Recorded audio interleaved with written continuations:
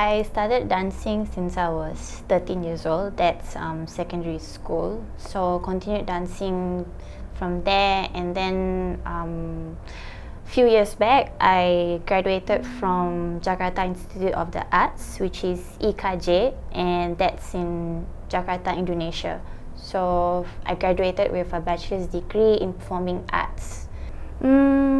For taking on pause, it started out to be an idea that developed throughout the period of circuit breaker. So when COVID really hit Singapore bad, everybody was stuck at home. We really couldn't do much. So it became of sort of a thing that to create at that point of time was important because people wanted to show and make known that even though you don't have much to do or there's nowhere to go, people would still want to be productive.